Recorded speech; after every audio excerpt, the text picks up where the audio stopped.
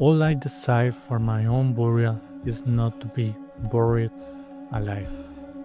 Can you imagine waking up in darkness, feeling trapped in a place that will be your end?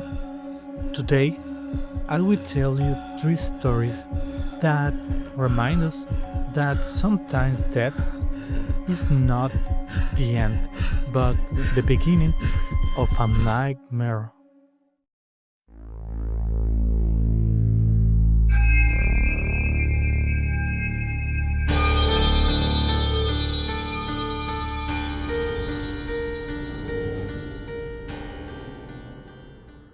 Catalepsy is a strange disorder, a state of apparent death.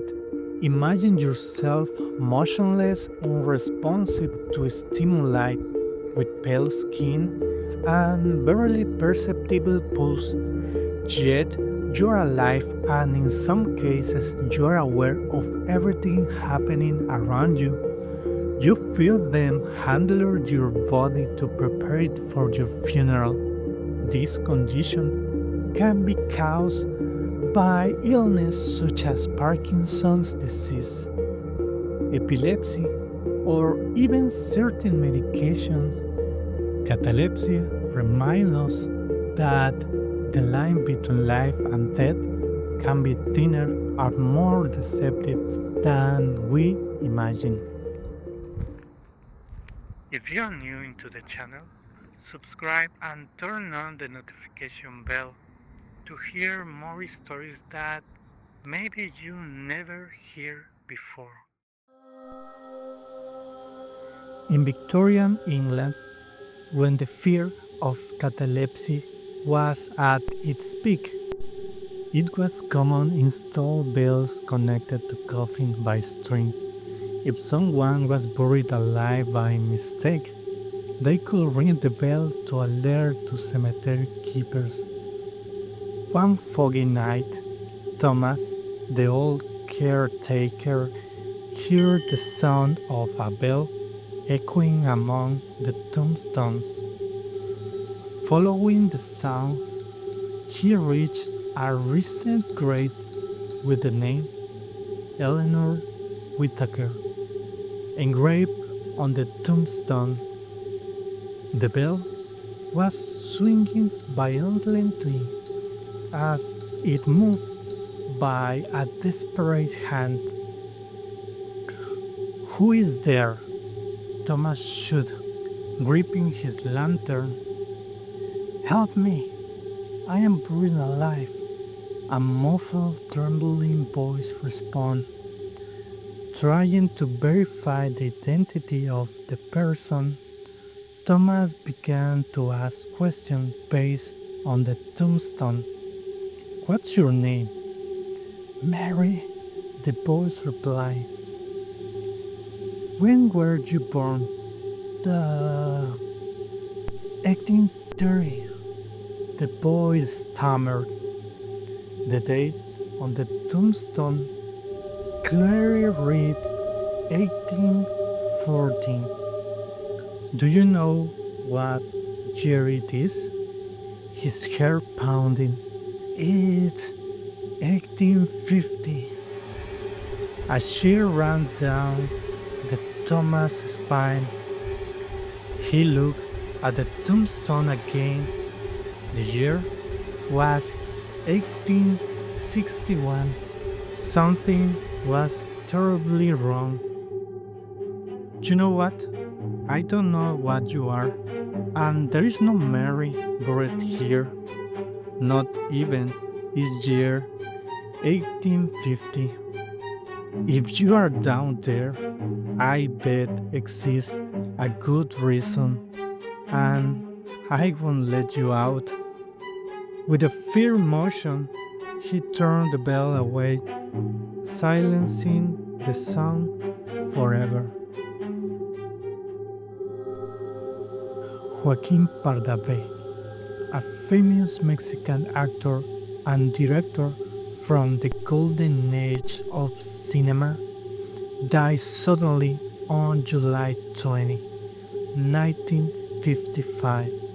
His death shocked the country, but the most terrifying part came afterward.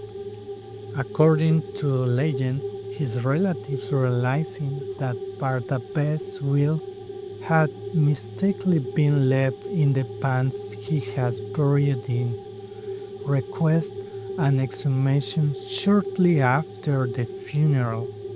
However, when they opened the coffin, what they found left them paralyzed. The lid was scratched from the inside, and the actor's fingers showed clear signs of having tried to escape. The cause of his death had not been a heart attack as believed, but suffocation after waking up in the darkness of his tomb.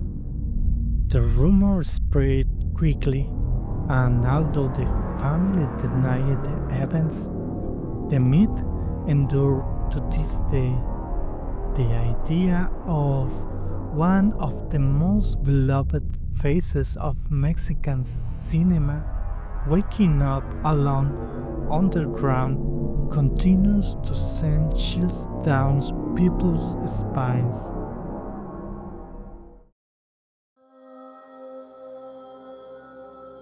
Rufina Cambaceres, daughter of Eugenio Cambaceres, an influential Argentine writer, was a beautiful young woman belonging to the high society of Buenos Aires. On May 31st, 1902, at 19 years old, she suddenly collapsed unconscious and was declared dead. During the funeral, her mother, unable to bear the pain, ordered the ceremony to stop, and Rufina was buried immediately. Days later, the gravedigger noticed that the coffin was displaced and the lid slightly open. When they opened it, they discovered a horrifying scene. Rufina's nails were broken and her hands were bloody, showing that she had awaked and fought desperately to get out. The cause of her apparent death had been a cataleptic attack. Devastated by the horror of what had happened, her father ordered a majestic sculpture for Rufina's tomb, depicting her opening the door of her sepulchre as an eternal tribute to his daughter trapped between life and death. To this day, visitors claim that on cold nights a faint tapping can be heard coming from that tomb, as if Rufina were still trying to escape.